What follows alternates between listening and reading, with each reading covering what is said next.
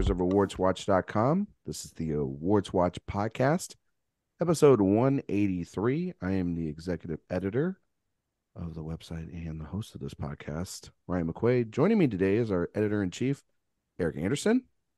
Hello. And our newest AW podcast contributors and writers, Catherine Gonzalez. Hey, y'all. Happy And to be Zach, back. and Zach Loss. What up, fam? I was wondering if anyone was going to wear like a leather jacket. You know, when I was sitting there in my Fast X screening, and we're going to talk about Fast and Furious this week in the Fast X franchise. And they had the poster up on the screen and everything. And they let us in like an hour beforehand, but everybody else, as Eric likes to call them, the normies, had to wait before they could come inside of the theater. And I had spent so much time in my seat. I was counting in the poster how many people were wearing jackets.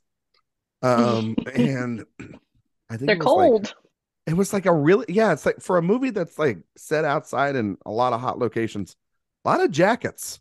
And so it was kind of surprising how many people wore jackets. It was a really random thing to say. I was not particularly looking forward to the film when I first watched it. So we're gonna review Fast X, the latest film in the Fast and Furious franchise. We're gonna talk about some of our favorite things about the franchise, some of our least favorite things, favorite action set pieces, things we're looking forward to potentially within the future of the franchise, maybe some wants and wishes that we'd like.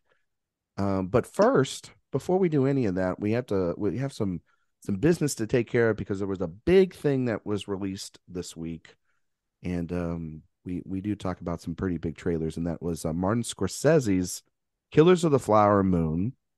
Finally, we got a little bit of a taste of what this movie looks like, and then we also got the first dump of reviews out of Cannes from its premiere on Saturday.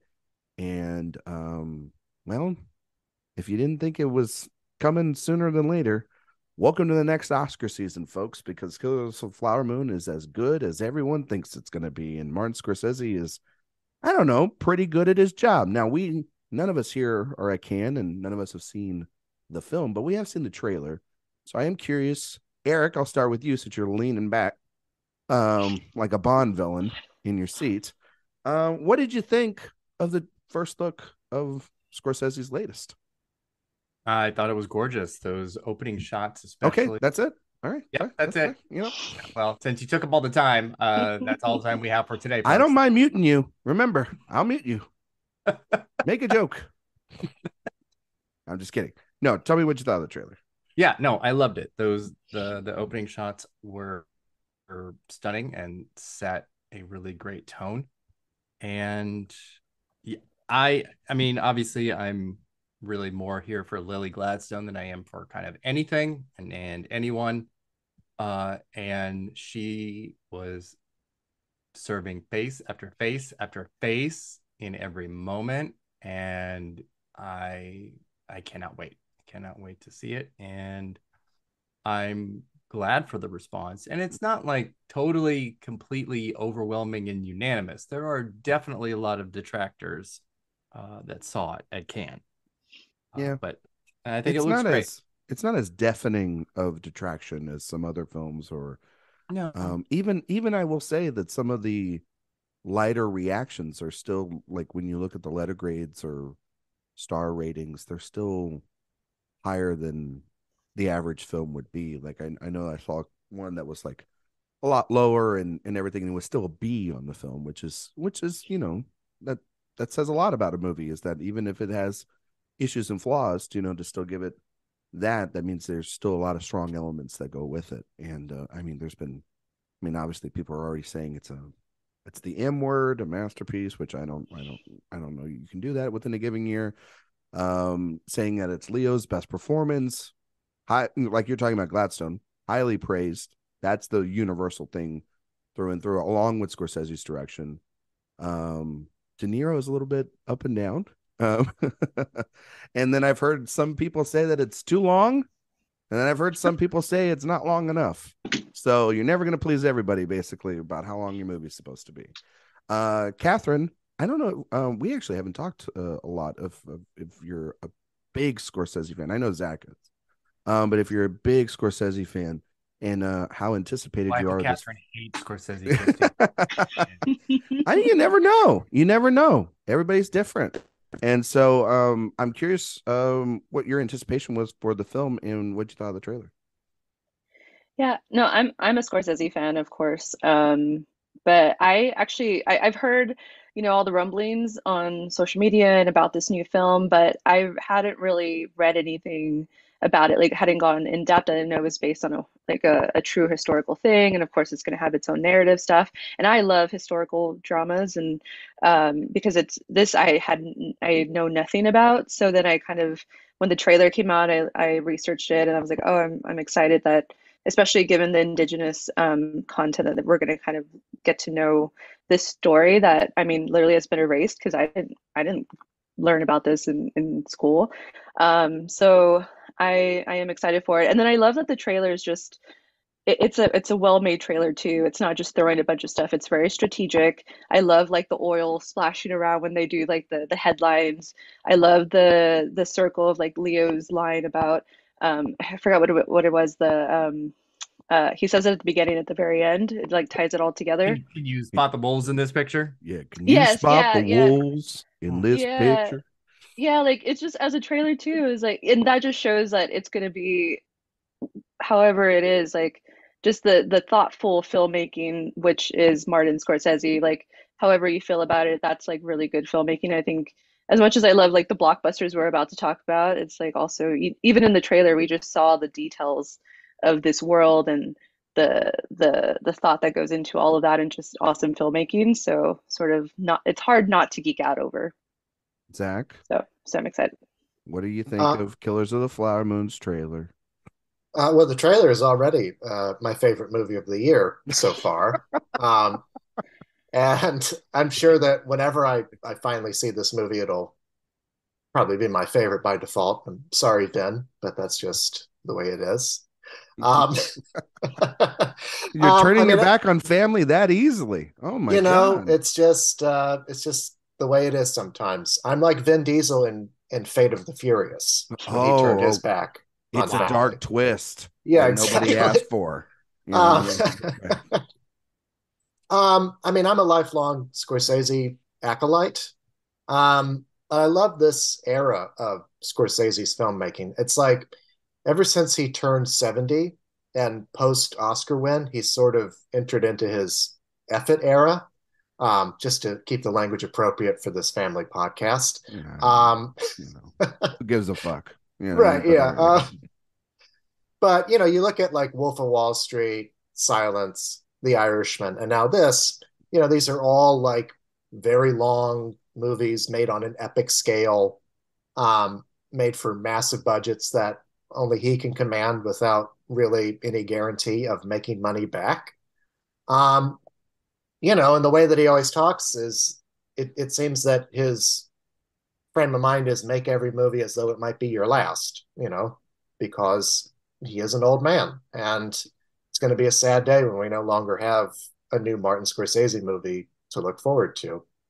Um, but I'm particularly excited for this movie because a running theme throughout a lot of his work, whether it's Goodfellas or Gangs of New York or The Wolf of Wall Street, Irishman, there looks at American life and the American dream and the fact that violence and corruption are inherent to the fabric of this nation because we were built upon violence and corruption.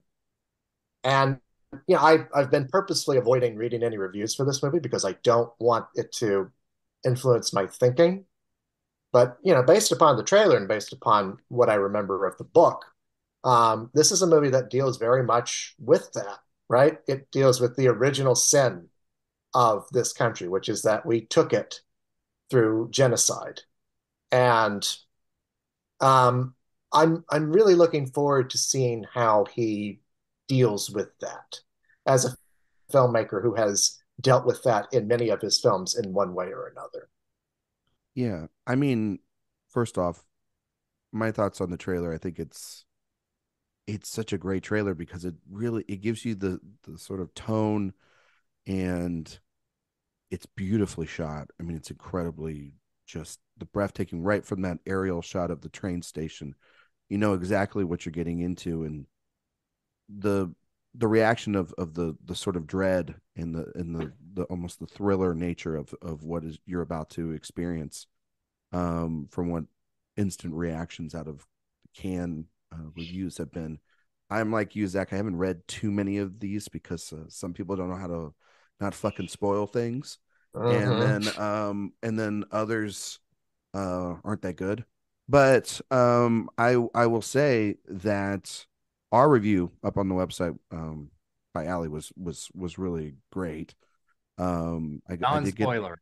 non-spoiler at all. But I feel like this is going to be a movie that a lot of people have already kind of had their knives out ready to go because of what everyone's already talked about, which is this is a subject matter of a white man uh, handling the Osage's story. And this is a very popular book, but it's also a book that has had some questions put into it because that's also written by a white man as well. And to hear the pre-interview from Deadline and read that and a bunch of other statements by Scorsese about how much care and thought he put into the input of the Osage being in this story, the attention to detail.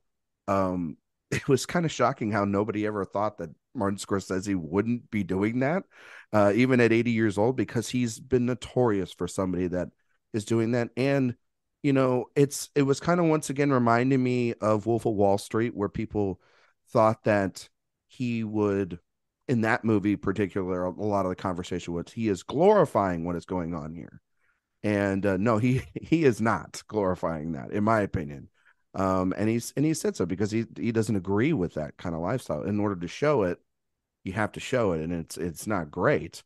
But you still have to show it, and it's people's interpretations is the more dangerous thing, and it's a mirror, and this is going to be a big giant mirror. And there have been some great threads already out about Scorsese and Apple's input, in handling the subject matter.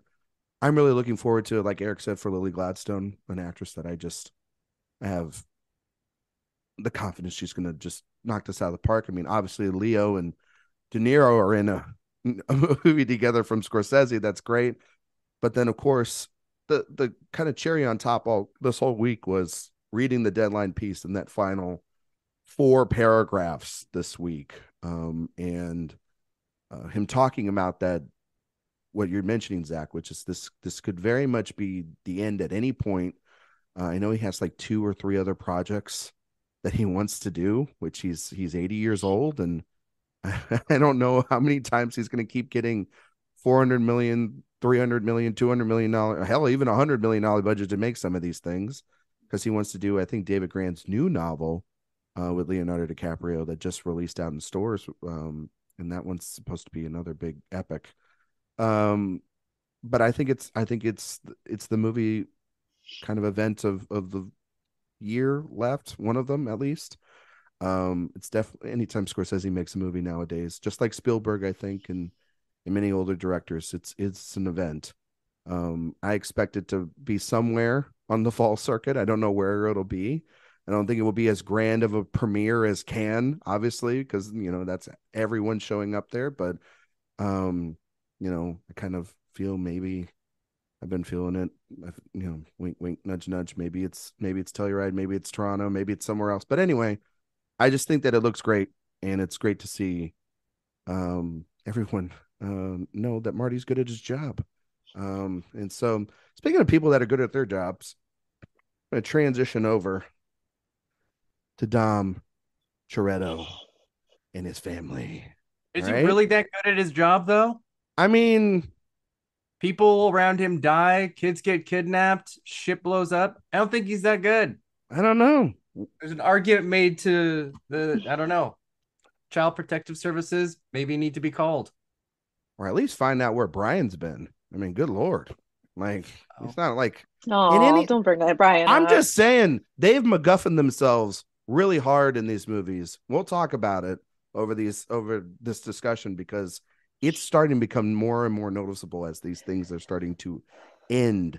And maybe that's why it already should have ended, but we'll talk about that here. So Fast X, which was the number one film at the box office, judging by who you talk to, it had either a good weekend or it had a bad weekend because it made like what $67 million domestically, which is the lowest in the franchise. But then it made $319 million, which is still very good. It's revving towards about an $800 to $900 million worldwide box office, which It's like it's playing out almost exactly like F9. yeah, but that was like literally the first, like right after the pandemic. This is like where theaters a little bit more open up. So it's kind of interesting. Like there may be like a balloon as to how far this can go now. And maybe audience I know you want that to be the case. I mean, it's showing because it's not making F7 and F5 numbers anymore. So no, I don't think that will ever happen. Or even F8. And we have two more coming. But it's not Hobbs and Shaw, at least. But anyway, so there's a lot to talk about in Fast X. So we're just gonna say right up front that if you want to hear all the thoughts about it, we're just gonna probably let loose with spoilers. It's kind of just a wild, insane movie. There's no really way to talk about it otherwise. So, and we'll try to save as much of the post-credit stuff for the end or maybe later or whatnot. Why the rap spoiled it before the movie even came out. That's true. That is true. It was like a day before my screen and they couldn't even just like wait 5 seconds. But so pathetic. But the first person I actually want to kick it over to is Zach, because Zach actually wrote the review up on the website. And it was his first review up on the website.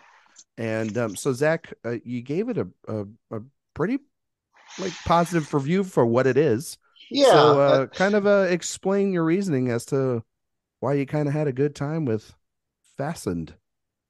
Well, it's interesting. We were just talking about the new Martin Scorsese movie, and right now the Cannes Film Festival is going on with his new movie premiering and new movies by people like Todd Haynes, films that are like pushing the boundaries of what the medium can do. And it's possible that had I seen Fast X amongst those other films, which have the courage to premiere that on the Crusette Cannes Film Festival programmers. Didn't Fast 9 premiere there? Did it? It might have. I think so. No, yeah. I know. Wait, Top Gun Maverick premiered that year, right? No, Top Gun was last year. That was last year. So, but they came out the same year, did they not? No. I don't. You know what? Time just doesn't matter anymore. I'll look that up. Okay. Anyway, it's possible I might have been less generous to it because, I've been a fan of this franchise sort of against my better judgment. And it definitely has like jumped the shark. There's nothing in this movie that's quite as goofy as the space orbiting vehicle from F9. Oh my God. But there are some pretty outlandish stunts in this movie.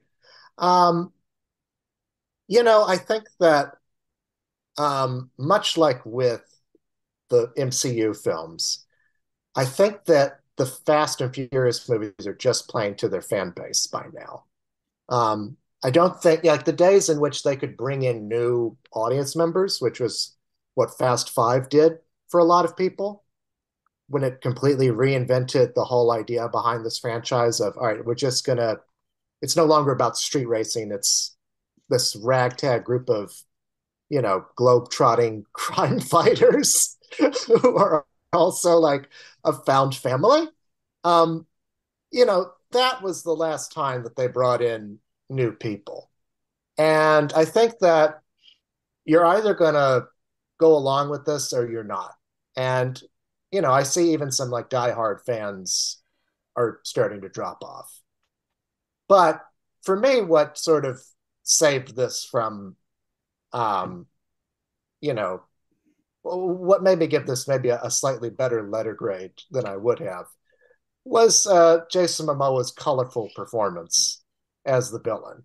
This franchise has had a hard time with bad guys, um, but I think that he really like made it worth watching, you know, because he plays against what your expectations are for a franchise that is so steeped in masculinity, you know.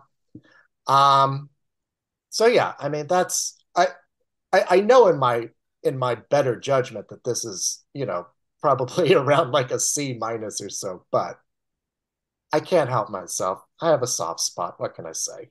I was surprised you didn't give it an A+. I I know. was Eric and That's I were what talking about that. We were like, seems like an A+. if I had reviewed Ambulance, that's the letter grade I would have Oh, given, good God. Oh you know. no. Don't butter So his bread. You're just saying that because he loves Jake. yeah. Catherine, um, what's your relationship with the Fast and Furious franchise? And did you like Fast X? I've grown up with the Fast and Furious franchise. I remember it, the first one, but more so around my brother because I remember it was like he was in high school and I was in junior high, and it was like big among I think the boys and stuff. And but then I would always watch the movies. He would watch like action movies and stuff. So I remember watching it with him, and then just like keep going with the second and third. I really loved Tokyo Drift. I think I was in high school by then, or maybe out. I can't remember when. No, yeah, I was like in high school. Um, and then I think I kept going along with it. And then I remember Fast Five. I remember really liking that one, and the sixth one. And then like the other ones, they've kind of blurred a little the last few. But I actually went down. I hadn't seen a lot of the earlier ones a lot. Like I haven't rewatched them a lot, and so I just did that in the last 4 days.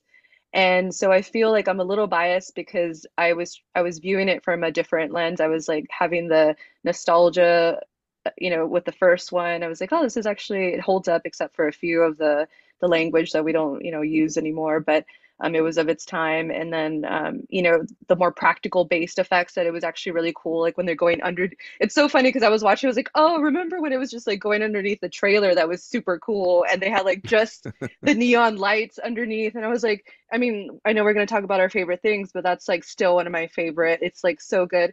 And actually, it was funny because I watched the first, second, third, fourth, and it's the fourth one is when they start going more into the CGI. And so, like the first one, second, and third ones still, in terms of like effects, hold up more so than some of these later ones because of the CG. So, I mean, I really appreciate the beginning ones, and then like you get a few pockets in the later ones where you can tell that they're using like a mixture of the practical with the CG, where you really like appreciate that. Um, so I don't know. And then I also love like this series is one of the ones where they were doing diversity before it was cool. So from the very beginning. So I also love that. Like and Letty is one of the most badass, characters and stuff. So like I don't know. I feel like there's a lot of cool things that they don't get credit for in this series because it's just kind of gone batshit to space. Um, but I do feel like there's a lot of cool nuggets in here that hopefully film people will study in whatever film class to see how he got this crazy. But I appreciated a lot of the little things I was able to rewatch. The seventh one is where I started getting like, ooh, that was not good. It didn't feel organic, as organic as it can be in this franchise when they started making choices that, they were going to weird spaces. So that's where it kind of lost me a little bit. So I was sort of going into Fast 10 thinking like I'm just gonna go for the ride, like, see what happens. No pun intended. No pun intended. And actually I had a good time. Like it was fun. I did like Jason Momoa's character, but to me it's always the OG people. Like I love Tej and what's the Tyrese character? Roman. Roman. Like their banter is always so funny. Like they're the ones that have been like the constants throughout the whole time. I love when Jason Statham comes in because I don't know, even if you give him the worst like lines, he still makes it super effing classy, and he just like his suit, everything. So I feel like there's a lot of still cool nuggets in here. And I did like that Jason Momoa was playing again because I was thinking like if he had tried to be a baddie I think it would have fallen real quick. And I think they realized that. And that's why they went kind of like the other way, where it's more maniacal, him being more the Joker kind of person. Um, so yeah, I mean, but it's the Vin Diesel ones, the lines are the ones that are the cringiest to me. But I mean, he's doing his thing. And I also really appreciate like where he's coming from. Like I was doing research when I was watching these, that he like when his film went to Sundance that he made like before the, when he first started, and that's what that Steven Spielberg noticed one of his like short films, and that's what got him into this. So I was like, you know what, like kudos to him for building this crazy $1 billion franchise from his, from the ground up. So I Yeah. mean, obviously the writers and all the directors and that have contributed to this, but it's sort of like you can kind of hate, but also it's like you just gotta enjoy the ride. So it was okay for me. I did kind of eye roll at some parts. I looked over to my husband, but then like we were all laughing. So like it wasn't to the point of like, oh, this is, I've seen other movies where I'm like, this is just bad. I was like, they're still, you can tell they're still trying. They're trying to one up themselves. Like, I mean, I don't know. It was fun. Yeah, I think that But I don't know how we're gonna get two more, except maybe for they're gonna fight aliens. Like I wish they would just, like the 12th one is saving the world from aliens. or something like that. I mean, Yeah. I think that like you can't hit on a great point, which is that like Diesel, this is his baby. It always has been. He's tried to do other franchises like like the Chronicles of Riddick sort of stuff, and then Triple X, and he's gone to do some serious work, like working with Sidney Lumet on Find Me Guilty, or even Saving Private Ryan, or a bunch of, or Boiler Room, or or whatever. There's a bunch of films been in between, but this is the constant. And then he kind of left the franchise, and then he came back, and it's always, then at that point he is just kind of, he's kind of just been literally Dom. He's kind of holding this all together, the godfather of this franchise, for better and worse. I mean, he's had the obviously the relationship with The Rock that's been well documented. Justin Lin, him leaving right at the start of this, which cost the budget for this to be out insanely crazy budgets, which thank God one team didn't draft it. But then there's these movies have gone on and on. They've also had to endure a tragedy, and yet they're still trying to find ways to entertain us. So with that in mind, Eric, you saw this movie this morning. This was like, yes, I'm very fresh from you're Fast very Pass. fresh on this. Like you just got out of the car, Literally and out. you know what I mean. And so I'm curious what actually, Eric, I know you love big dumb action movies. Like that is your Ew. kind of guilty pleasure. We've talked about this offline. Like you love a Mhm. good big dumb action movie. Mhm. So did you love this big dumb action movie? There were a lot of things that I liked about it. It it pulls definitely from Fast Five in the way that it Oh yeah. it relies on nostalgia in a big way. The whole opening is just the first movie. Or you mean just Fast Five? I mean, yeah, well, Yeah. Yeah. so it's really banking on that. And when you're at your 10th, well, 11th-ish version of this, I think you kind of have to do that. You have to remind people why they're here, uh, other than the big dumb action. But I mean, to that, nearly every moment of the non-action was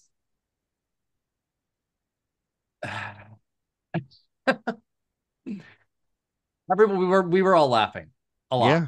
like a lot. Yeah. There's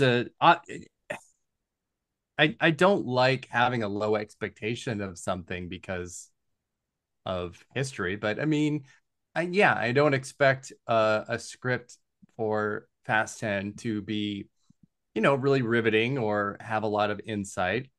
And I was not disappointed because this didn't have any at all. There went its Oscar But, chances. You heard it, folks. but yeah, it's but there's a weird line as when you're making a film, you are if you try to be either too far ahead of the audience or the characters are too far behind the audience, that it can be pretty bad. And that's what was pretty much the case here more often than not. we would get this like expositional dialogue. It's a setup. I'm like, no fucking shit, it's a setup.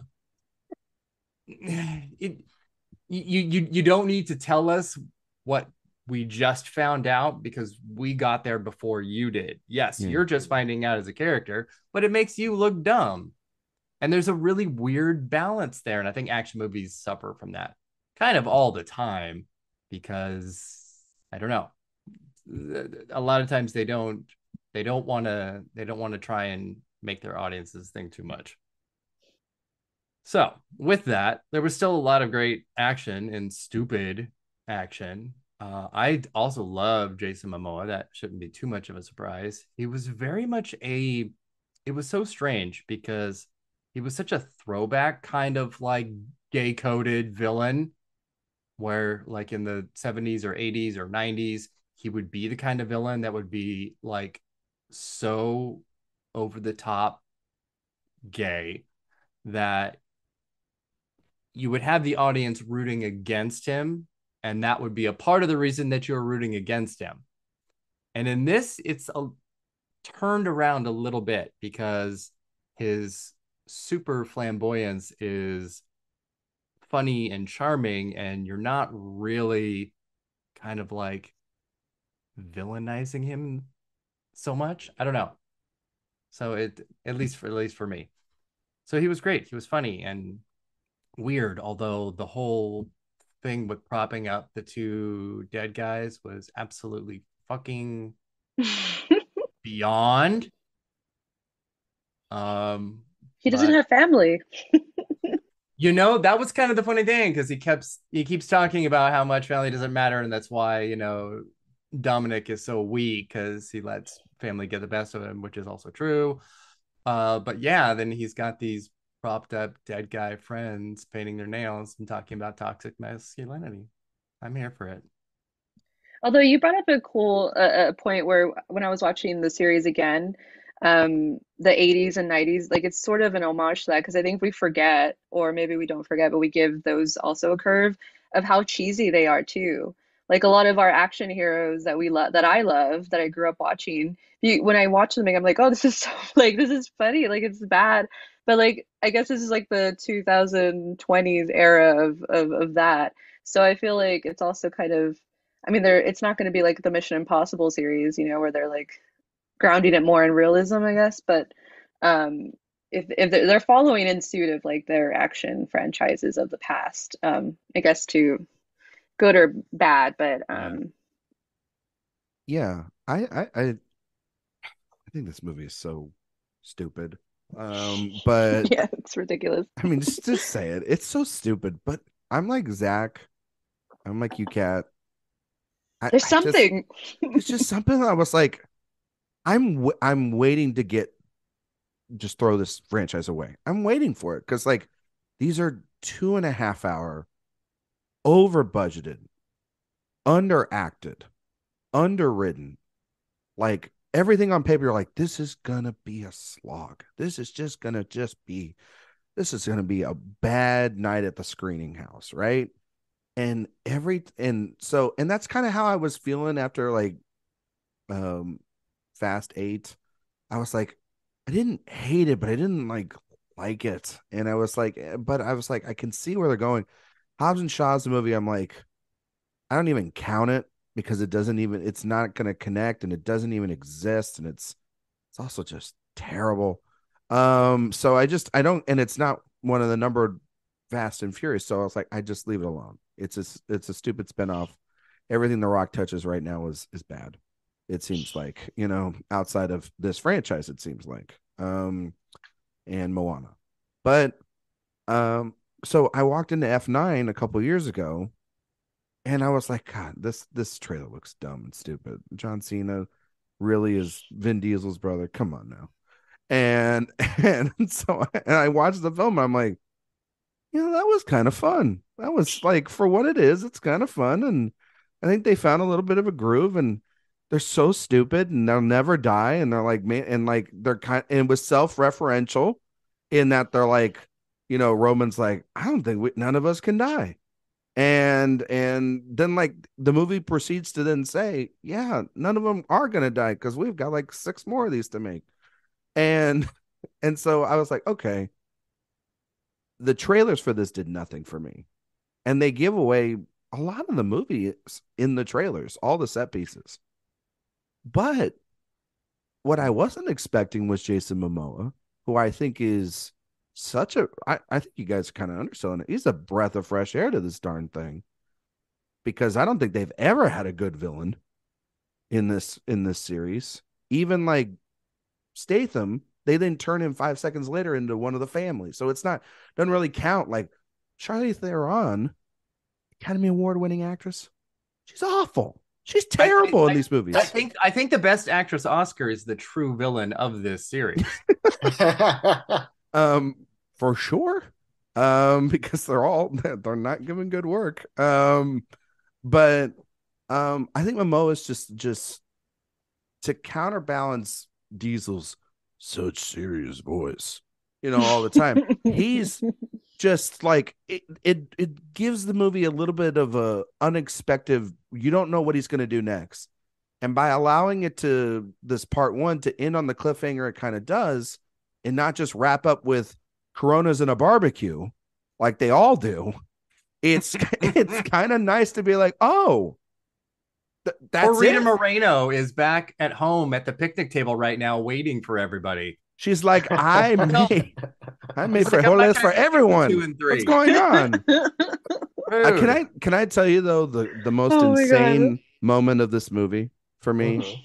Because I had an out of body experience trying to remember if this made any sense at all.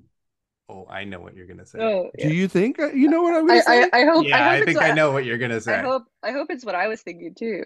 Because okay, and it may just be me. Because if it's not Jason Momoa propping up the 2 guys, then it's this that you're gonna say. So they have a bomb that goes off at the Vatican, right? But it doesn't go. It's like right outside the doors of the Vatican, right? But it's still like, Rome's in disarray, right? And Vin Diesel, is just looking at the carnage that him and his team have created. And all of a fucking sudden, Helen Mirren just walks into the frame. No explanation. No, like, where the hell has she been? She's just like, yes, Dom, I can get you out of here. And you're like, what? Where have you been? Like, and then so I thought back to the last film. Shaky accent work by the Queen too, by the way. Yeah, very shaky indeed. But then I thought back, okay, when was the last time we saw her? We saw her in F9. She was in London. I'm like, how is she's just here? She just shows up. She's like, like on a Vespa. Like did the Pope's exorcist drop her off? Like, what the hell? Like, because we basically find out though by the end of this. Do we? Yes, because she's behind. She's not like, she's like also a bad guy. Really? Yeah, she's on like the little screen of like who like sent the fucking people out. No. The reason why Statham doesn't go after, he's going after to save her because they're after all the family. Her. Yeah. Okay. Yeah. That's why he goes off and Momoa's I guess that will come. Yeah. Misreading Fast X. Exactly. So therefore, it's too complicated. Exactly. Therefore, Eric, if you had that, if that was like the twist, it makes sense. But also, damn well this movie is too like gotta put it in your face to not be like bum bum bum, like screen, like zoom across into the screen and then like do a flashback sequence to how like Alan Richardson. They do that with Alan Richardson. Yeah. Exactly. No, I know, but they he like literally looks behind him, flashback, and then he looks for him. Like, I know, and then they're like both, and then like they're both in the opening frame. Like the opening frame is Momoa like standing there all muscled up and everything, and then later not in the opening stuff that they had showed us at the opening of the movie, but whatever. Yeah, you know what I mean. And then later he's like, they're both right there, all muscled in that. But like that's exactly what they would have done if that was Helen Mirren. But I just thought about that. I've thought about the mechanics of that and how it makes absolutely no fucking sense. See, I thought you were gonna talk about the guy that comes out of Jason Statham's punch bag. Oh yeah, Oh yeah, because was that that? was fucking nuts. Oh, I didn't realize that was the punch bag. I was like, where did that come from? The car or something? That was his punch bag. Yeah. Oh my God. Yeah. That's Well, I was just- that's more It hilarious. literally I took- kind of I- love that. I was with friends and it took us a second to Well, like I was go, wait a minute. Oh, wait, yeah. Oh. well, I was No, trying but to the, think yeah. what that character was. What was he? I think He we'll was probably find out someone in who's one of the upcoming trilogy, maybe. I think he will definitely know. be back. Yeah. He was in. I was He like was probably just like a just a BDS rando. thing between him and Statham. I don't know. He's Wow, part of the family. Yeah. Is what- Yeah, exactly. The one that got me too is like, and usually this really annoys me in movies is like when there's no like, yeah, the no one, well, people aren't staying dead because like I hate that because that means like there's no really any stakes, like Oh, there's man. nothing. Oh my But then God, man. also when there's no actual destruction, not that like I mean in my movies I want that, not in the real world, but like, but they were like after the whole Rome thing, they were like one news person said, "Oh, and zero casualties." And I'm like, "Really? Like there's zero casualties? Like did everyone just get did their legs get chopped out? Like no No one random- died. Yeah, No one died in that. Like The no cars- random guy eating a little bit of pizza right there at the by the water and just There's no. a Well, boom, nothing. chance he there were saved. zero casualties. Yeah, exactly. Yeah, that was He too much for me. slingshotted his car. That was just so wild. It's just like he slingshots I guess that the car doesn't to count hit it. the like literal hundreds of guys that are shot in the face and all over the place. Those don't count. They're not real. During this, they are not It casualties. don't matter. Those are bad Yeah. guys. Yeah. Yeah. There's But so yeah, but it kind of let much. that little thing of like when people are coming. I don't know why. It's like I give passes for these things that I normally wouldn't, that it would really annoy me. And I think maybe it is because it started with such a good foundation of like he really has built like the friends or family, and you kind of love like I want Han to come back 5 times, like I don't know, like it's I'm sort of with it's a you. special I don't- it's a special thing. Like I don't other Yeah. series I would like be like fucking stay dead, and I'm like no, but this one I'm like I don't care. It defies my own movie critic logic. I don't mind the giant leaps in physics that are impossible. Mhm. Those are actually a lot of fun. But there Mhm. are some foundational things that, yeah, it's just like have something to Mhm. ground this in. Let the rest of it be crazy, but Yeah. But I guess that's them, the relationship, like Yeah. the Tej and Roman, the jokes that they have with each other. Maybe that is very like the loose bond, like the foundation. They ended up being my like least favorite part of this. Honestly, I mean, Tyrese, oh my God. Like he can be very so- annoying, but I don't know, seeing it all so through the whole flat. movies, yeah, and it can be. I'm sorry, when you get upstaged by Pete Davidson, yikes. That was the moment when I had an out of body experience when Pete yeah. Davidson I showed didn't- And that up. wasn't just I eating didn't the know he muffin was in the there, scene. and I was like, holy Yeah. shit. I was like, I'm not watching the same movie. I didn't even know he was going to be in it. To be fair, I had no Oh, idea. me neither. That And was so a I jump scare because yeah, I that was, Davidson. yeah. I got to tell you the one that everyone's obviously praising Momoa as the best thing, and then that's very fair and everything. But I got to tell you the second thing that I was like really into, and was kind of like, the Taj and the Roman and Han and oh gosh, what is Ramsey. and Ramsey, their subplot, I could care less about them. I mean, Yeah. but the one that I thought was really fun was the little boy who plays Brian Jr. with John Cena. I thought that was a lot was really funny, and Cena's just honestly, he's just really good. And when Cena, and that's a good set piece when they when he shows up, because Mia and little Brian are getting like hunted by the agency. God, could just get a The different agency. The Why agency are they is still such a in the generic? house? Why are they still in the house when they know that the whole Rome thing was a setup? Why are they still in the house? Yeah, that's News a fair. travels slowly in Yeah. the Oh my Toretto God. household. Very- I very- Wi-Fi suppose. was down. Their Yeah. signal was blocked, remember? Well, like, I gotta that just one, the only those signals were blocked, but they're like the yeah. most high-tech people in the world. So there was a It, moment it was too, what is it, the Tesla internet just like blocking the just that house specifically. the Starlink, Trevor. Yeah. I gotta tell you, there was one moment in that fight scene, and before you find out that it's like it's John Cena, you know what I mean, Yeah. and everything.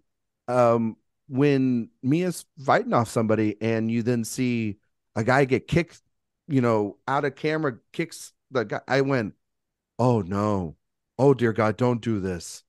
Where we're gonna just see an imaginary Paul Walker Mm. kicking everyone's ass in the house to save her. You know what I mean? Because they have pigeonholed this character to being off screen. Like they've got the seat open at the barbecues. He's like pulling up at the end of F9 and everything. And it's like, you guys clearly want this and kind of honestly need this character in these movies because he was a good 1-2 with Dom, and you wrote him out obviously because of Paul Walker's tragic death. But at the same token, though, like, if you really want to have this character, you could recast it, or you could have his brothers play it. There's now CGI and all this other stuff. Like, if you wanted to do it, just do it, because it just feels like when she's like, I'm gonna go see about Brian and my child, because I was thinking about that too. Like, her child's not gonna be at the barbecue, hanging out with her cuz. Like, what's wrong? What's going on here? Like, that's not how a family barbecue works. I think they're just waiting for the writers' strike to fail and SAG to fail their contract so that AI can completely take over and they can just do Paul Walker for like the entirety of the third part of this. Because I feel like that. I feel like when they said that, like, there's a third part to this, I'm like, well, all these characters now have been reintroduced, so there's only one character left you can pull off the bench, essentially, at the end of the second part to bring in for this quote unquote finale, and that's Brian. So I feel like we're heading that way. Gonna do it. They're gonna do it. There's no way. I mean, he's gonna ride a T-Rex in to save the family. You know what I mean? Be like Spirit Brian, or he's Spirit Brian, like he's Obi-Wan Kenobi or something. Straight up, he'll be. I never told you I had another brother. He will Yoda the shit out of this. Yeah, I think that would make me feel really icky, though. I don't want that. Oh, for sure, but I think I think they do, because I feel like they would have already done it. Because they did it with the brother to finish that story, and I feel like they would also have to get permission from the daughter. Obviously, Meadow. I know they're really close, and she had a cameo in this, but I think that would really tarnish. I think that's the line I would draw of like, okay, that's too much for me.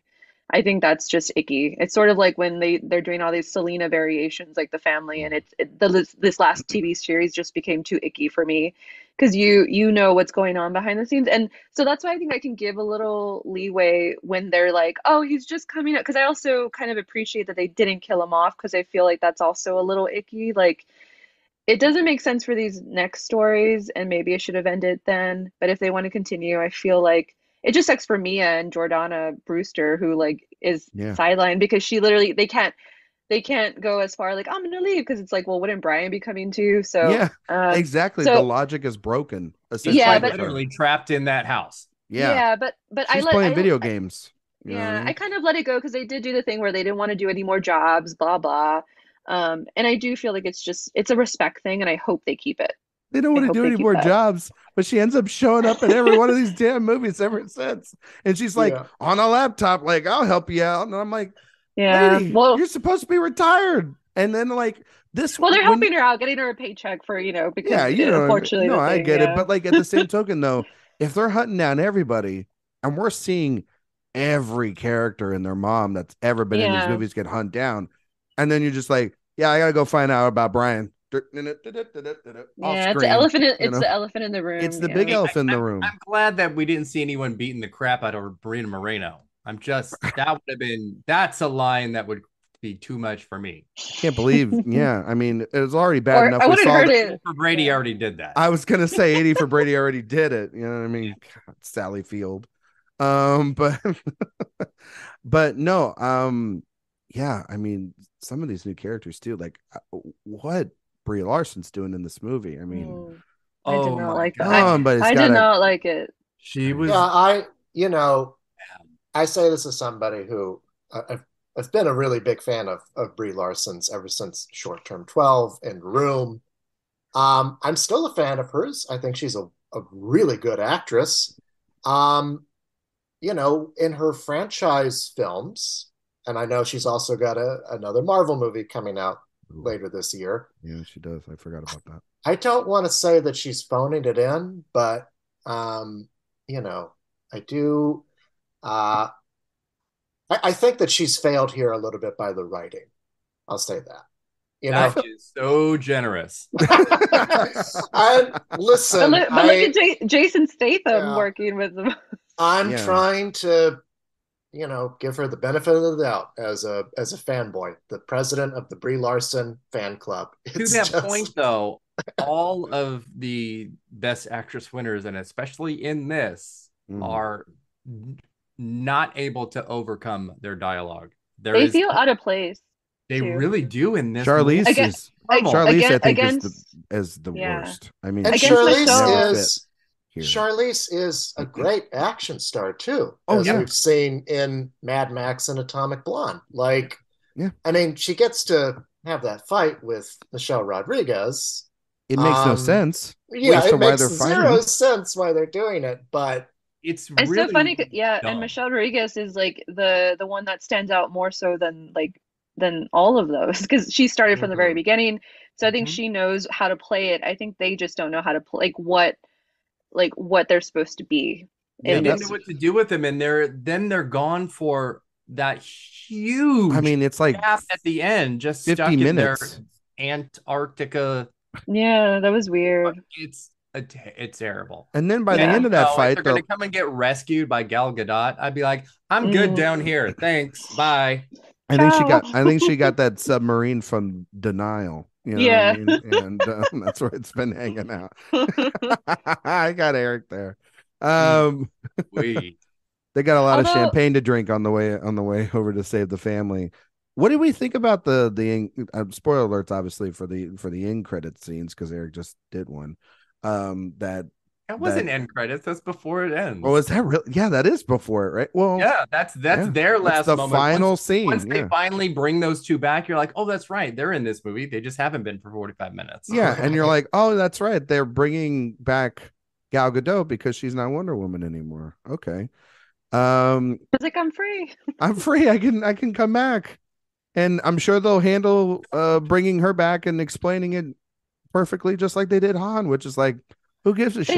They never explained why. No, exactly. That's the point. They're like, we don't give a shit. You wanted this. Here we go. That's actually a benefit, and I think one of the great things they do really is that they do not go out of their way to try and explain that logic, because there isn't. They're like, fuck it. Yeah, they actually lived inside a car, and they rejuvenated or something. He had a fire suit the whole time. So, exactly. There you go. Race car driver. She survived falling out of a plane, because that's how she died, or out of a car, trying to get on a plane in Fast X. Yeah, we never. In fairness, we never really saw her body, so I don't know. Same thing with John Cena. When he, spoiler alert, blows up. Oh, there's no way he's. Oh my God! Please no. There's no way John Cena's dead. He's going to be after 2 movies. Come on. He's going to he'll just be a head, and he'll be like, it's a flesh wound. You know what I mean? And then start the movie. I was thinking they did introduce sort of like some bioengineering when they were like doing the laser thing on Michelle Rodriguez, like what's Letty's thing, and I was like, oh my God, is this gonna be so we can like in the next 2 they're just gonna like kind of like like the pod alien or whatever, or they basically, or It'll be like Prometheus, Mars Attacks. like when they like can just redo, like we're already at that technology. We're gonna clone the family and it's family on Yeah, family fighting. Yeah, that's what we're yeah, gonna. basic. Yeah, Yeah, I God feel like damn it, that's we're what it gonna is. head I that mean, they way. did it in Jurassic World with the clone, so That's why I'm telling you. That's why the last one is a Jurassic Park movie with the Fast and Furious franchise. It's gonna happen. Crossover event of the year. I'm telling you. That's how Chris this Pratt with Chris the Pratt Yes. the Raptor and the Mustang. and the Yeah. he's gonna stop the car with his Well, head. that's one It'll way be it could another get. lost Toretto. It's the one way these movies could get It's back a to probably me. $1 billion. You know what I mean? Yep. So, Why not? but then also the Oh, last it's credits, Universal. Do the it. last credit scene, the post credit scene, like Eric said, was I mean, how first of all, how fucking dare they for revealing this as an article Yeah. before the movie even came out on the opening weekend? But it was revealed that Momoa is not only going after Dom and the family, but they're going after an old friend, which is Hobbs, and it's The Rock, and The Rock's back in the franchise. And so I guess he did patch up stuff with well, I mean, he didn't really patch it up because of the fact that they're still not on screen together. I was going to But say maybe that was part of the agreement. it's part of the agreement. It's Part going to of be the like Juliana custody. Margulies and Archie Punjabi, like in The Good Wife. Yes. They're not really going to be in the same scene together. They're just going to CGI, and they really can't. Part of the custody agreement, for the franchise going forward.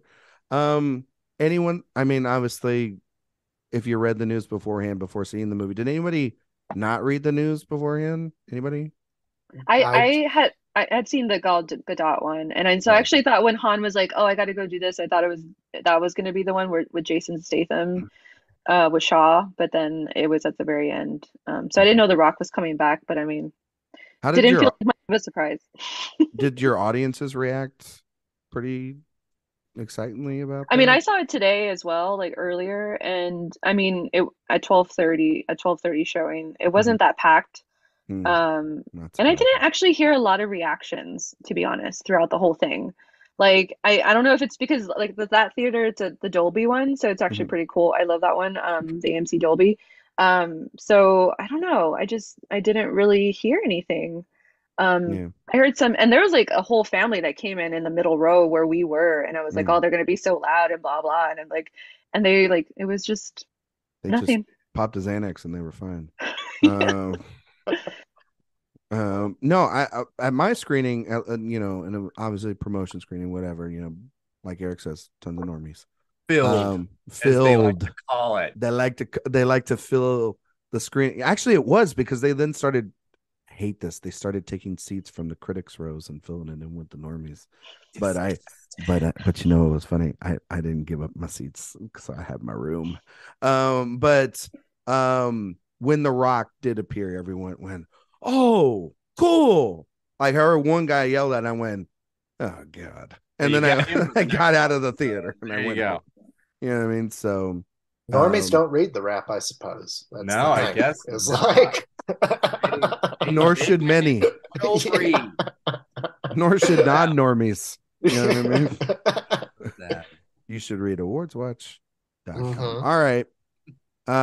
That's Fast X. You can go see it in theaters. The box office numbers, this is the first one on the board for Eric's team. So not a bad start for it. And it's in its budget and everything. If we did have a multiplier, I think we'd be a little bit more worried, right, Eric? Like, yes, and I know we've talked about doing the multiplier as part of the strategy, which I think is actually a really good idea. We can implement it if you want. No, we will not be doing it once the game has already started, and certainly not because of this. I was just trying to goat you into be like, yeah, sure, why not? Absolutely the fuck not. Your budgets are already high enough. I know budgets are over $1 billion. I know, just without the multiplier. Yeah. Hopefully, The Little Mermaid only cost $2 million. Yeah. Yeah, I'm sure like Little Mermaid's $700 million budget and everything, and that'll be next week. But yeah, each team's got a movie on the board. We'll be giving updates. We made a spreadsheet already for that, so we haven't plugged in the For us. yeah. Well, it's just for us, but we can give the listeners a little bit of an update too every now and then. We can do that. No, Right. no maybes. We can do that. That's the least we can do for our listeners, our lovely listeners that listen to this show every Because week. people will want to know that my team is succeeding and that your team is a flop. Or they're going to want to know that you guys talked a lot of game and then ultimately failed at your mission. So, Talk about a Whatever. beef. You know. Tomato, Hey tomato. guys, whatever happens, we're still family, so it's okay. Yeah, that is true. But I will drive Eric off a cliff and have a parachute. All right, none of us can die. You'll reunite in the sequel. It's okay. That's true. That's true.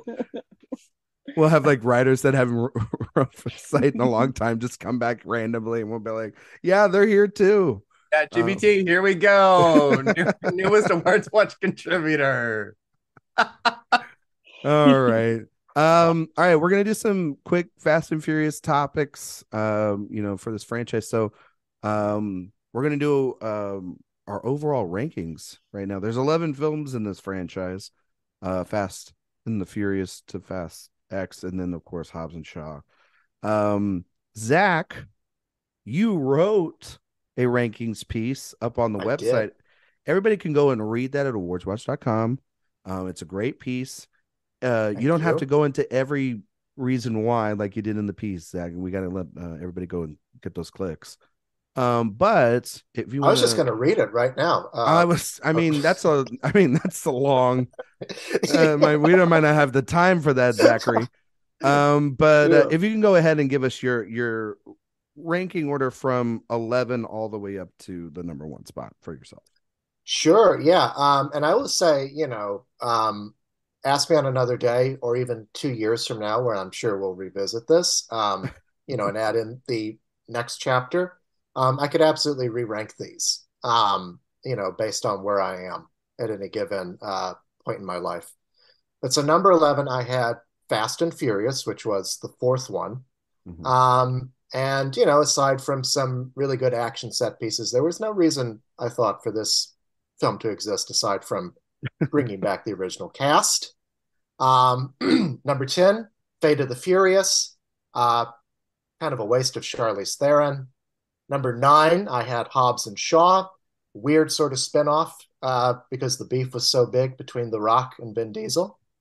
Number 8, I had F9, rebound from Fate and Hobbs, but that car in space just a little too silly for me. Bring 7, your tang. Gotta get that tang. 7, I have Too Fast, Too Furious. I'm a bit of a defender of this, maybe because I love John Singleton. Number 6, Fast X, for all the reasons that we listed. Number 5, I have the original film, which is bizarre to watch these days, just given how this franchise has evolved. They were stealing DVD players, right? Yeah. That's where we have fucking come from. Stealing Exactly. DVD. We're so innocent back then. Yeah. That's why they had to do that like weird thing on the I feel like when you like got a DVD and they're like don't pirate it and it's and it's it looks like a Fast and Furious movie. Yeah, people were influenced. Yeah, very influenced. Number 4, Tokyo Drift. Maybe the least of the least connected of all these films in a weird way, but also one of the some of the better action. Number 3, I've got Fast and Furious 6. Number 2, Furious 7, and number 1, Fast 5. And I would say of these 3, I think these are the 3 where the franchise really found that magic blend of, cartoonish action set pieces and syrupy monologues about the importance of family. I could re-rank these anyway, except I think Fast 5 is by far the best. And I think that they're all of a piece of, just when this franchise was at its best. Right. Okay. Kat, you're 11-1 ranking. So I'm not including Hobbs and Shaw because I haven't seen it in a while. I can't even remember if I have seen it. So let's Cool. just Well, Let's that's just um throw that piece of shit right out the yeah, window, Kat. I'm just gonna be honest, I'm not gonna make it up. So So we'll just put that at 11. yeah, and also with my 10, I'm gonna choose 10 because I'm one of those people that I need a minute to breathe before I can really input it into a list of stuff. And I'm Okay. not really a big ranker either way, but I'm doing it for you guys because actually in seeing them in succession, I can sort of I feel like I'm confident in my rankings. So I'll Appreciate just that. say the Fast X. I would say the 10th one right now, just because TBD, it could change later on. Um, my ninth one, I would say, is the nine because as much as I love that they did the joke that if a franchise continues on, it's going to go to space, just like TV shows usually do or whatever. I love that they went there, but it's my least favorite because it's just too batshit crazy.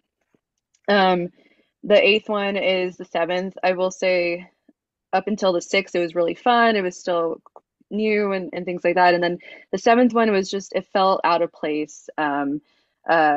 It really was where they started making the decision to kind of go into this like like very, I don't know, they're saving the world every other movie, and it didn't make as much sense. And I think like even when they go to Abu Dhabi, it was like really irksome because like they're not supposed to drink in that party. It just felt like it really was the moment where I was like, oh, so I didn't actually I don't like seven as much. My seventh ranking is four. Just like Zach said, it just feels sort of like the one that just relaunches everything. It's just fine. Um, six is number eight, which is funny because when I was watching seven, I was like, oh, I don't want to continue on and rewatch these. And then eight was like, oh, it kind of brought me back because like this is fun again. Um, so that was like Fate of the Furious. So I was like, it kind of brought it was fine. And then I was thinking because I remember watching remembering Cypher and Charlize with those dreads, and then I was like, I wonder if it was an homage to Angelina Jolie's like Gone in 60 Seconds dreads, and I actually kind of appreciate it a little more. I'm just gonna go with that was the choice for her dread. Um, and then five is the second one. I remember I hadn't seen it in a while, so when I rewatched it, I remember people get dogging on this one a lot because I think it was okay at the time, but I mean it has a lot of practical effects and I really appreciate it. And also it just was fun seeing like Cole Hauser as the villain because it's like we've gone from him to like Jason Momoa and then there was like Eva Mendes and then that's what brought Ludacris and so I feel like it's also a pivotal film in the franchise. And also just seeing the fashion in that movie really brought me back. Like Cole Hauser's villain was wearing the silk long sleeve with the linen pants, and I feel like Jason Momoa also in this movie was wearing the silk and linen pants. So I just want to say I hope that's a throwback um, to the franchise. And then number four is the sixth one. I thought that was just a fun continuation of the fifth one. And of course, it's like the last full Paul Walker that we have Paul Walker in. Third one, it stays with the order of the movies, Tokyo Drift.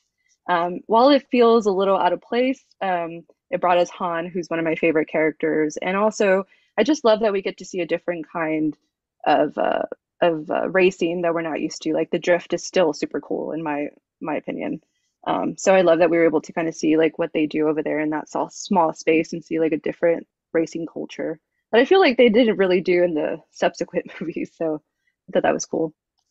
And then the second one is the first one. I'm always nostalgic for the first one because that's what really kicks us off to all our to what got us started in this crazy journey. So, and also just watching that, it's just feels like a very 2000 like sort of the 90s to 2000 transition, and I just love it. Like it was just so simple from the the costume and also the practical effects, and that still hold up really well. So I love those car chases and just sort of the foundation of what it brought us. And then the first one, Fast Five, because I remember thinking I couldn't remember how I felt about that one, but then rewatching, I was like, yeah, that one was the one that kind of took us on this second level.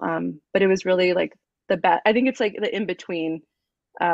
It has a little bit of the first five, the first movies, like the elements of the first movies that we love, but then it also kind of like took it up a notch a little bit. So I think it was good middle that I wish we could have stayed on, but understand that we got to keep going bigger and bigger, and I guess not necessarily better, but just another that. So those are my rankings.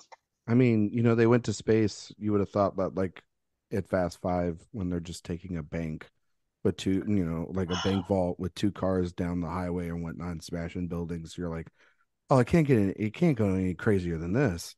Then they went to space, and you're like, maybe they shouldn't. Listen, I take credit and responsibility for that because you tweeted something, didn't you? In son of a bitch 2017, son of a bitch. I said, oh God, I feel really bad. Fast and Furious 9 is just going to be in space, right? And I think I said something. I think we all did. I think we're all responsible for no, the. but it was like they had gotten to that point where this is going to be untethered from Earth. Yeah, yes, but Kat, but Eric's taking blame for something. So it was blame entirely. Yeah, if that's the case, we gotta let him just own it. I mean, okay, go for it. You can't. I mean, this is not. It's not that. Yeah, pretty rare. I take responsibility for my actions. So. Exactly. Okay, I'm new here. I don't know. I know. You'll get it. I'm new to the family. Yeah.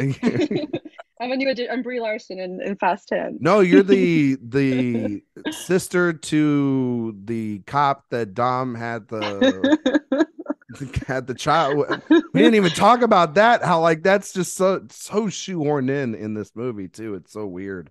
And there's Anyway, Eric, your quick ranking. Okay. I think there's really only 5 good ones like that I would like really stand by as good.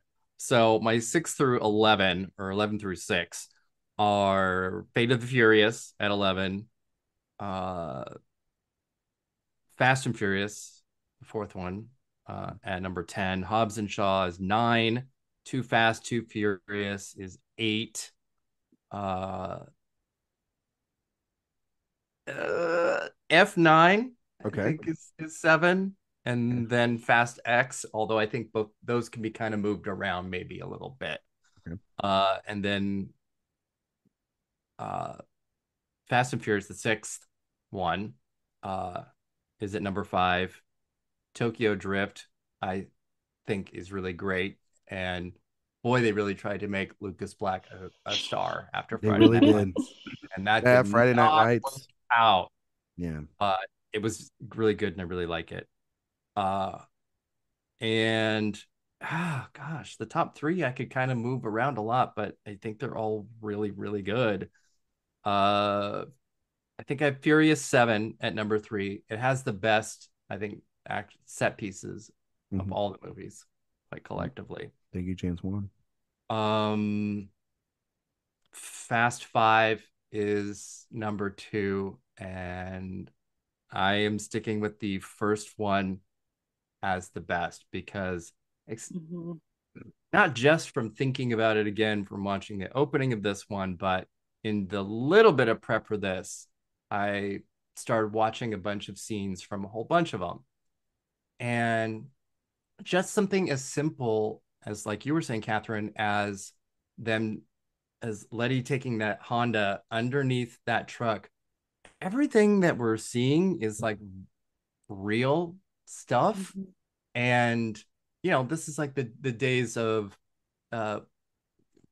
having really fun, great car sequences, whether it's French Connection or Ronin. You're watching like real things. There's real stakes in that because you can see and feel the weight of vehicles, which you can't really do in CG. They fly so quickly and move so quickly, it just doesn't feel there's any like real gravity there.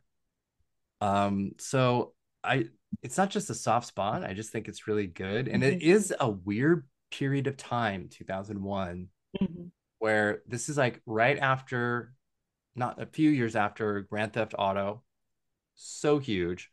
And this was like the first to kind of sort of capitalize on that. And then the amount of movies that were copycats of this franchise was insane. So I don't know. There's something special about being first and being the first. And I think it's really, really good. Okay. My ranking is at 11, Fast and Furious, the fourth one. 10 is Too Fast, Too Furious.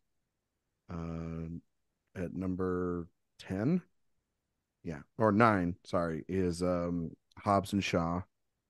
I just get rid of all of those. 8 is The Fate of the Furious.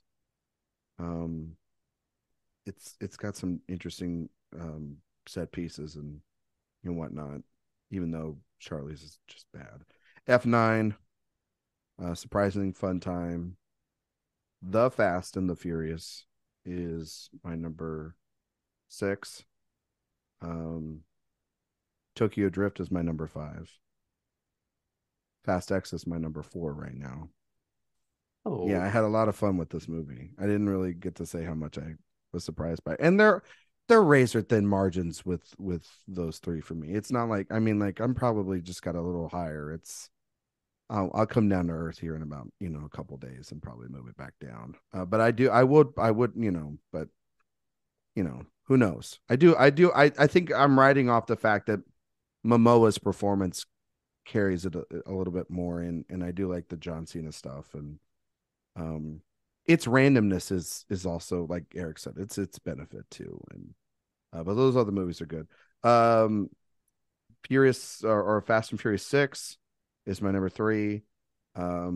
See You Again, Furious 7, my number 2. Eric will sing the song when we close out.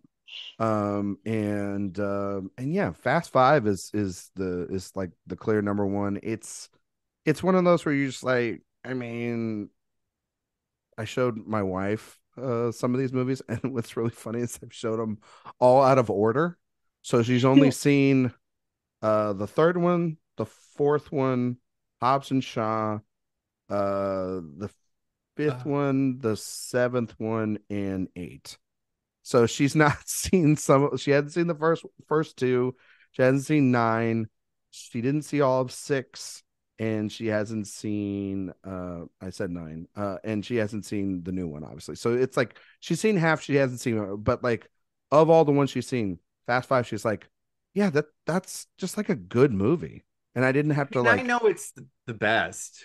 Yeah, I mean, it's like you just yeah, I know, I get it, Eric. No, like, the first one's not a bad choice. I'm not just fighting you or anything. But like, it's just like it was a jolt into the franchise, and The Rock is really good in the movie too. And everything, and it's the bank vault scene is a lot of fun, and if and it's the best of the first, like, you're doing this kind of crazy shit, and also too of like have the philosophy now be about family and everything too. Like it's the best written of all that stuff. Like it also has like Vin Diesel has a line about my father, you know what I mean, where he's talking about his father or whatever, and it's the best line reading you'll ever hear in your life. I learned everything from my father. I just want the next 2 to be his only lines of dialogue are I am Groot. That's it. Because it's getting so close. It's getting really close. We're gonna try to do some of these kind of rapid fires. So we'll go real quick. So favorite character. Everybody can go, just blurt it out. Letty. Yeah. Catherine? And Han. I love Han. And Han. Okay. I like Hobbs, but not in Hobbs and Shaw. But Letty's, I think, Letty's the correct actor. She's just so cool. I want to be Michelle. I don't think we talk enough about the power of bald representation that this franchise has, because funny you brought that up. If you are big and bald, you have a really good chance of being in this movie, even if you're little and bald. I'm trying to audition for the I think you next should one. absolutely go for it, Zach. Eric, I think you should write a piece about it. I'm like the one you should write a piece like the one that's on your head. Yes. Oh my God. It's there. All right. Least favorite character. You had that one cooking for a while. I've been saving it. Least favorite character. Whoever's played by Scott Eastwood, because I can't remember his name. Like little nobody. Yeah. Nobody. How many nobodies are there? Man, I gotta tell nothing you. Well, against. I mean, I can't wait for Mr. Nobody's wife, Goldie Hawn, to just show up, I guess. You know what I Right? How great would that be? mean? And remember, Mr. Nobody's missing. He's not dead. Yeah, So he's gonna come back around and he'll just, have an eye patch. Oh no. Will that be Snake Honestly, Brie Plissken? Larson is yeah, the up worst there. addition, Hmm. and that's Um saying a lot. uh Idris Elba in Hobbs and Shaw is pretty close up there. He's pretty Yeah. bad in that movie. Yes. Um sorry, Kat. Tyrese in the latter films has been awful. I think his performance and everything he was given in Fast X is Bad. so bad. They got to. I think he really just gets help from Taj, which is more of my favorite Yeah, because I think Ludacris he's able Ludacris is to actually deliver his fun. he's He's so good. good. Like he even says those like the technical jargon, like, and I believe him, and I'm like what? Do you This is the think guy- that He Tyrese? understands comic timing though, and Yeah. Tyrese doesn't. No. Yeah. He's also got good chemistry He has the with he has the Ramsey, cringy. you know? Yeah, he has the cringy like kind of comic relief. It's not Yeah, good. but see, this is another point. There was Like Brian. he's the one that should die, really. Like Yeah, I mean, he does nothing. be He messes up all the missions. everything. Like everyone is always like, why is he here? Like Well, the thing about it is too, is that was another reason why Brian was there to rib on him, or he brought him into this whole thing too. So that's another reason why, that kind of works out too. So it's like losing Brian has made Roman more annoying than he, because even in 5, 6, and 7, there's Brian there alongside him and Tasha, kind of to make it a trio, but then he also connects to Dom. Once you got away from that, it's well, The Rock's just going to tell him shut the hell up. You know what I mean? and then it's not funny. And it's not funny. It's just The Rock telling someone to shut the hell up. You know what I mean? So, also, honestly, Helen Mirren has no business being in these movies anymore, and they're kind of bad parts, but They're just trying to she just set wants the to. record for how many Oscar-winning actresses can be in the same movie. The closest Vin will get to one. It's what it totally is, and what I'll respect, even though they're bad in it. It's like Frances McDormand in the Transformers movie, because I think about her Cannes Film Festival Women in Motion conversation that she had, where that Transformers sequel is the only time that her quote was ever met in her career. And I know for a fact that has to be the case for Brie Larson and for Helen Mirren. Probably not for Charlize Theron, because she got 20-something million for Atomic Blonde. Yeah. But to that point, these are Oscar-winning actresses who would have to be in a budget like this to get a quote comparable to probably I'll probably also help Vin wants to shag her, which was kind of helps. Where's Judi Dench? I want that. Where is she? She should be here. She wouldn't be able to hear any of the explosions. That's for sure. She's perfect for this. Poor Judy. Favorite action sequence of the franchise? Well, when I was writing my notes for Fast X, I scribbled in the beginning of the movie, at the beginning of the movie, great opening action sequence. And then I remembered, oh yeah, that's because it's from Fast 5. So I'm going to have to go with the bank heist, the bank vault heist from Fast 5. I actually really, really like the London car scene with Owen Shaw. I think that's 6.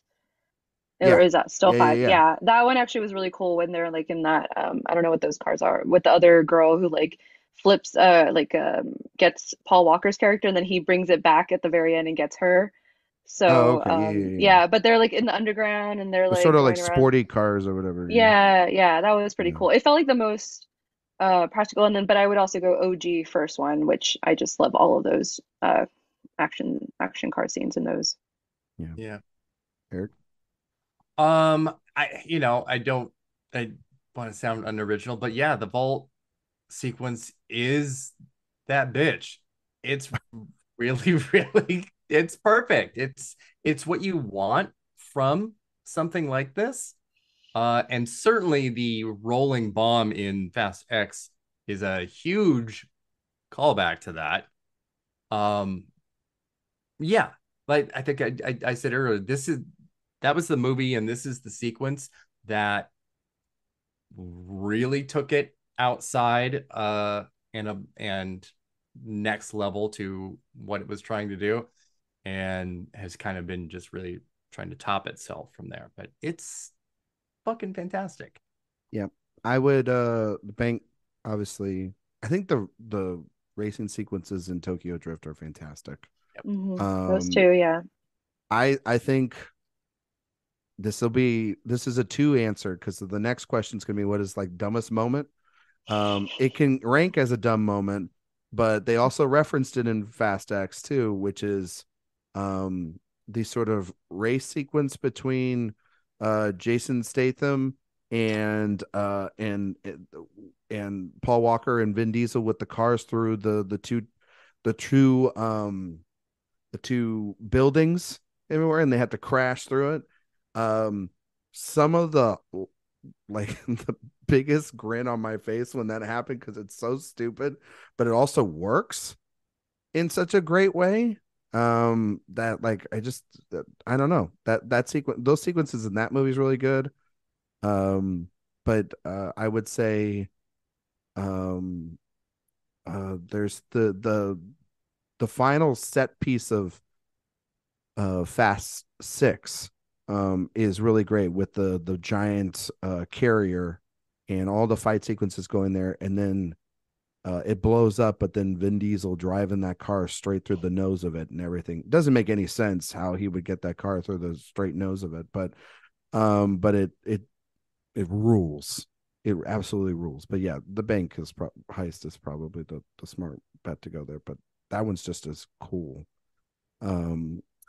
Dumbest moment. Anybody got a dumb moment? Because this franchise got plenty. Vin I'm Diesel's super strength Okay. annoys me all the time because Okay. like, What? I mean, lifting the him, car in Fast X was that one, and also really it's in get you. Seven when he's like basically the jack wrench or whatever, and I'm like, why did you have to do that? Like that just undermines everything, and that says a Yeah. lot. it's got to be the car going into space. I mean, I That just one too. remember I remember seeing that with my roommate, and every time it would cut to an establishing shot of the car orbiting the Earth, she would just laugh uproariously and, and just whisper to us, "It's not scientific," you know. I just Eric, Uh, same thing.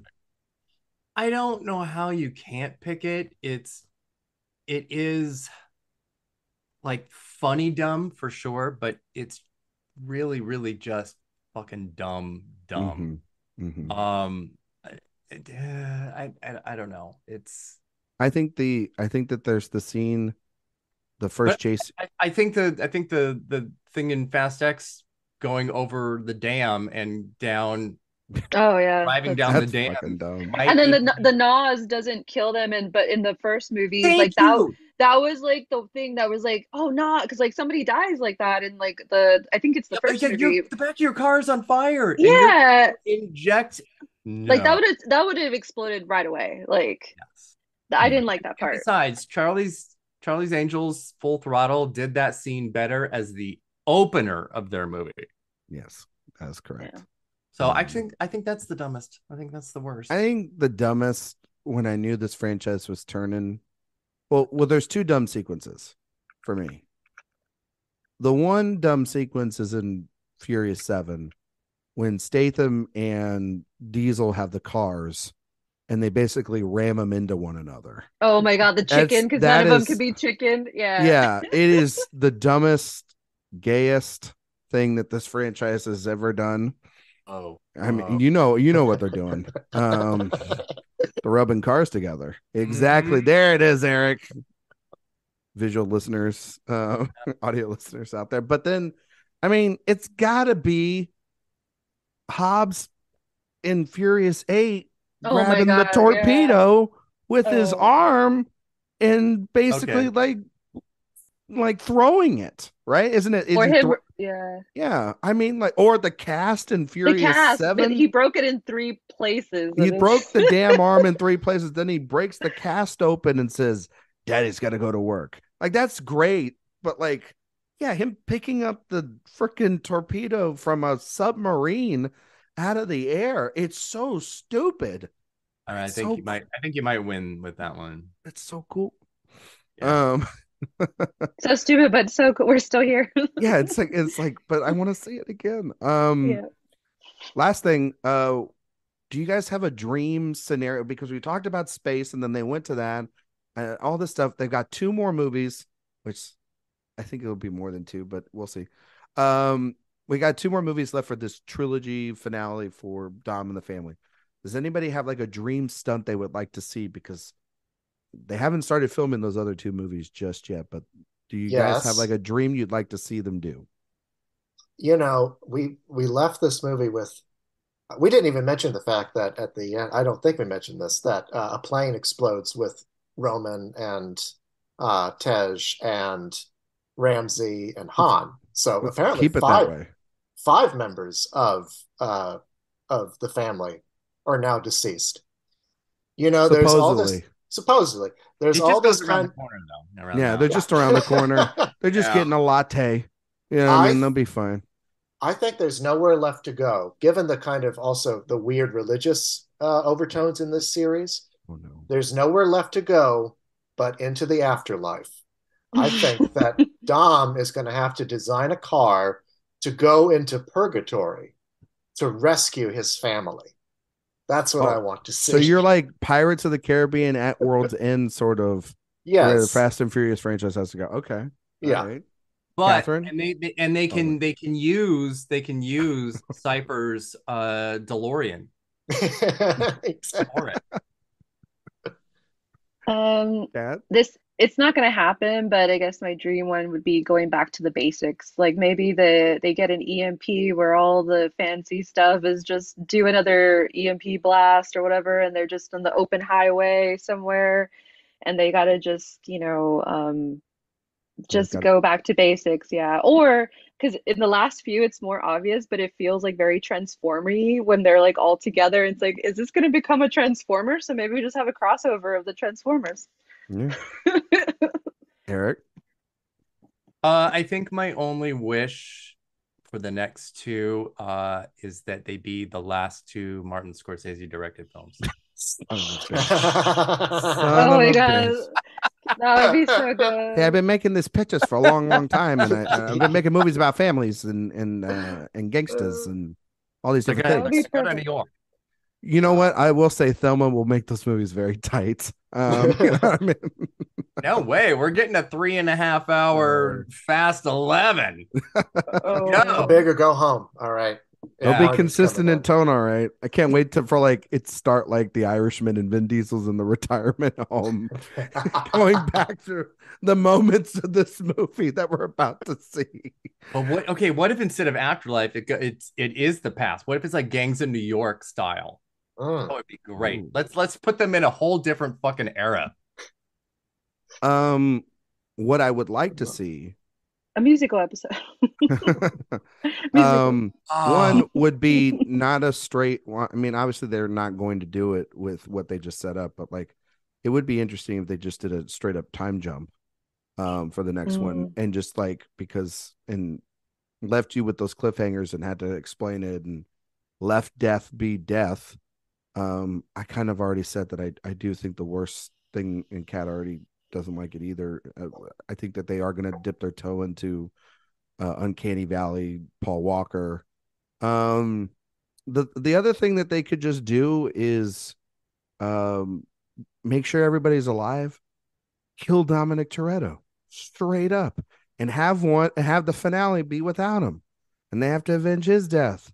Yeah, That kill that might be Dom. the only way that Venn is able to achieve his dream of actually directing one of these movies. If Exactly. he's And he not, directs the he can't. final one, and then he does like, and his son kind of takes over, right? And then like, he there's like a, sort of like Eric was saying, like a beyond the grave moment where like he's like, take it a quarter mile at a time and kill this Oh, man, son. Oh. And something like that. Yeah, see, Cat's already getting emotional there. See, I'm Yeah, doing a I better know. I was job than already, these writers. and then it's Brian.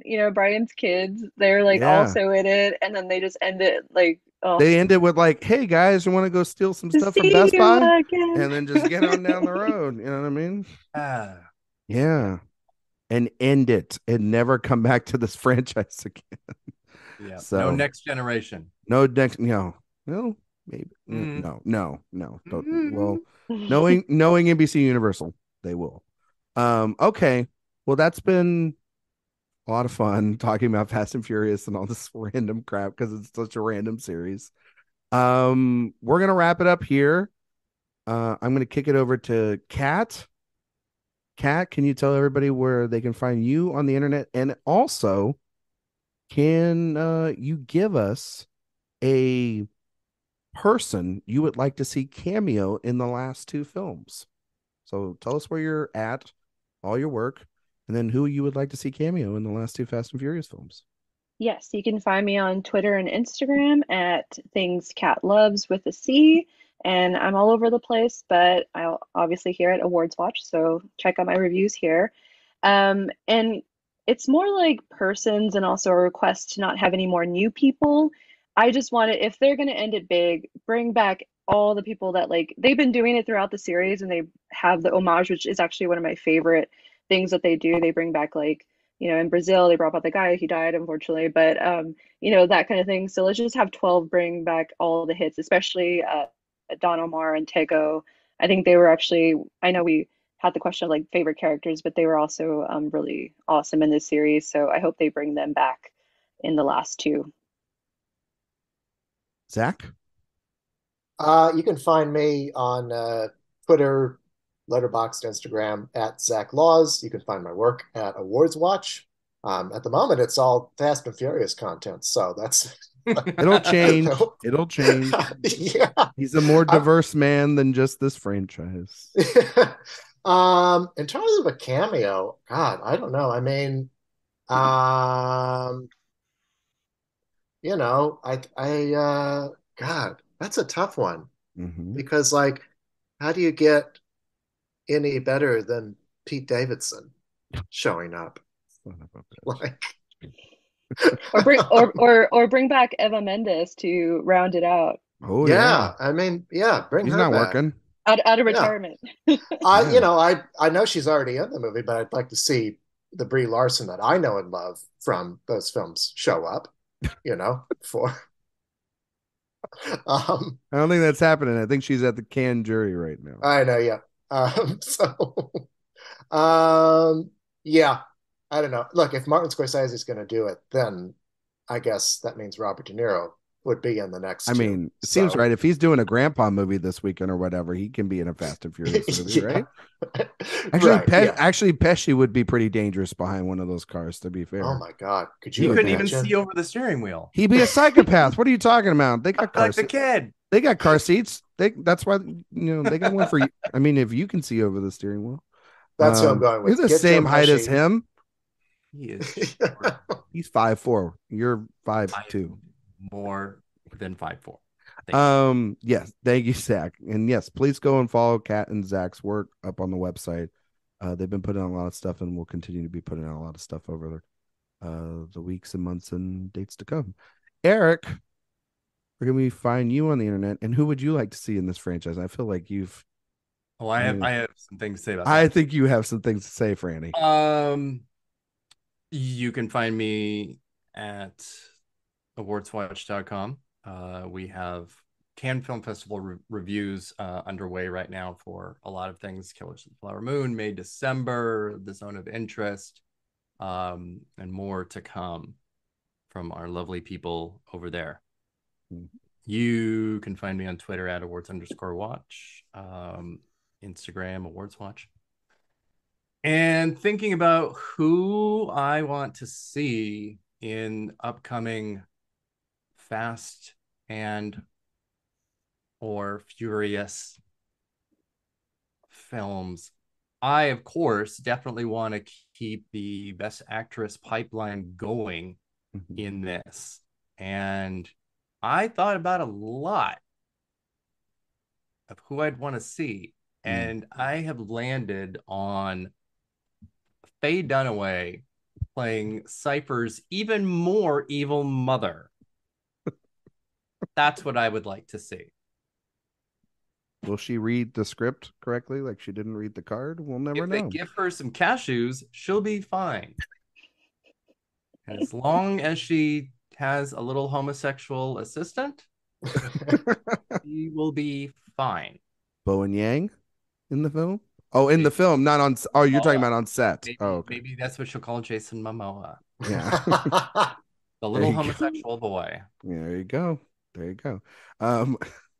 Yes, please go and follow all the can coverage and all the other coverage that's at awardswatch.com. I promise that part's serious. You can, that stuff is good. Yeah, that stuff's really good. Well, your other stuff was really great. While you're at it, also go up on the website. There should be a link, I think, to sign up for our newsletter. God, yeah. Hi. Yeah. Hi. Yeah, the thing you've been working on, bitch. Like, hello. Yeah. Go sign up for the newsletter, please. I love numbers. I love you all. Yeah, exactly. it's a surefire way to be able to get to everyone's work here and be able, and it's actually Eric put it together with a bunch of other great people. Because it's not like he did it by himself. No, I did. No. Sure. But but it's twice a week, and it's great, and it would mean the world to us if you're listening and you haven't signed up for it to go and sign up for it. As for myself, you can find me on Twitter, Instagram, and Letterboxd, Ryan McQuaid77. You can find my work here at awardswatch.com, as well as the playlist and In Session Film and a bunch of other places. What I want here? I mean, the obvious. Okay, obviously, if Universal needs a director for the last one, they just brought a guy on in their wheelhouse who's an auteur director. I mean, they should get Chris Nolan to do it if Oppenheimer doesn't make him a bunch of money. That's the right move, and it'd be like a really like existential look into Dominic Toretto's life. That would be kind of cool. But I mean, the right answer should be to just get like all the action stars of like the last couple of years, like Nicolas Cage and get him behind the wheel of his Gone in 60 Seconds car. Get like Liam Neeson and just have him be like in full Taken mode. Get like, or get. This is giving Expendables 4. Yeah, make it Expendables 5 and have the Expendable because you already got Statham, so you might as well get Terry Crews because he'll be in anything, and get Stallone because he evidently will be in everything. And you can get Schwarzenegger, right? And you could just have all these guys go up against, whatever's left and just make it like really insane. Also, really enough, I think Josh Brolin would work in this franchise. He seems like he would have a lot of fun just kind of shooting the shit. And, he can play like a kind of like a good guy, bad guy, sort of like playing both sides of the line. I think he would be a lot of fun in it. And it would, and he could have a good time. And he's not in any franchise or anything right now. Oh no, he's gonna be in Dune Part 2. Never mind. I didn't remember if his character died or not. I didn't remember if his character died or not. We'll see. But you gotta, like Eric said, you gotta pay the bills. So, and as for Academy Award winning actresses, I mean, obviously the right choice is probably like Michelle Yeoh, because she's a fucking action star genius. Well, yeah, that's the real choice. That's the real choice, yes. But also like Nicole Kidman would be great just to see like how her hands would be holding the wheel. Because of the way she claps. How dare you? You know what I mean? Like it would dare you. How right? You know what I mean? Liza Minnelli though. Okay, that would be I was actually thinking like Olivia Colman might be good too. Oh yeah, she's like I tweeted that too. God damn she's like Jason Statham's like stepsister. Like, yeah. from the Yeah. dad side of And things. she's actually been doing a lot of like really fun villain roles yeah, recently. she would Yeah. have fun. Like her Mitchell's versus Machine kind of stuff. Yeah, she's really Yeah, good in that. she would do Her good. voice work is Yeah, I mean, it wouldn't be Glenn Close, obviously. how fucking dare you? How dare you? And on that note, we'll see you all next week. We will be what are we talking about next week, Eric? Do you know what we're talking about? We're not talking about Little Mermaid, I can tell you that. We are talking about next week. Succession and Barry finales and That's Emmys. right. We're talking about television. We're going to step away from movies and we're going to talk about movies. the finales for both Succession and Barry. Everyone's like obsessions right now. And then we're also going to talk about some Emmy talk. We'll have Tyler and myself and Eric on to discuss that. That will be recorded the next day, so you'll get that episode a little bit later than you normally would. So you'll get that on Tuesday rather than getting on that on Monday. So with that, thank you all so much for listening, and we will see you all next time.